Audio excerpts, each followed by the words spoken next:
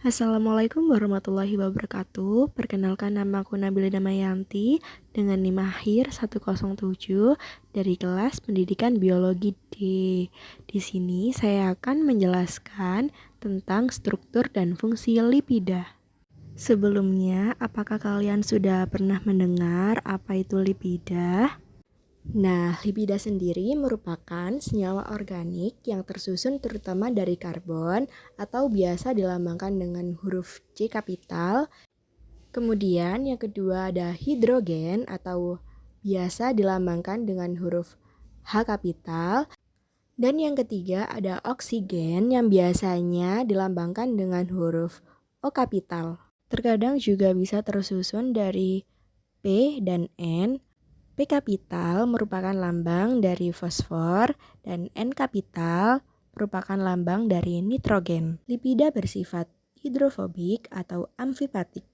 Nah, hidrofobik merupakan tidak terlarut dalam air. Kalau amfipatik punya bagian yang suka air dan tidak suka air. Bisa kalian lihat gambar tersebut, struktur lipida. Pada bagian ini ditampilkan beberapa jenis utama lipida.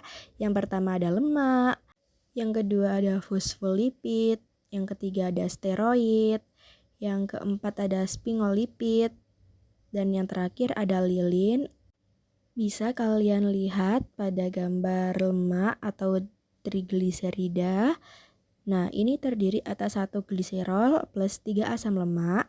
Rantai kuning ini menggambarkan asam lemak, sedangkan bagian tengah menunjukkan rangka gliserol. Inilah lemak utama sebagai cadangan energi tubuh. Yang kedua ini ada gambar fosfolipid.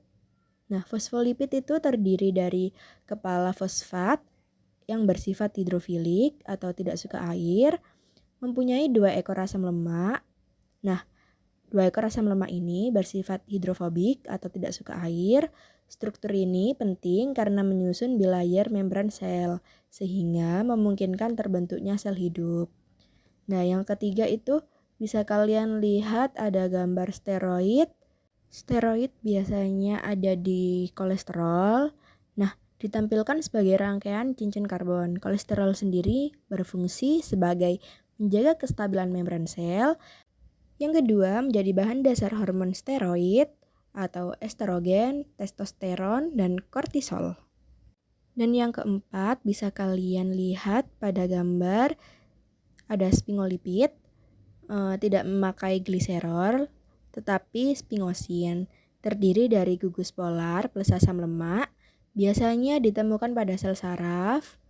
Nah, sphingolipid ini penting untuk transmisi impuls saraf dan pelindung sel saraf. Dan yang terakhir ada lilin atau wax.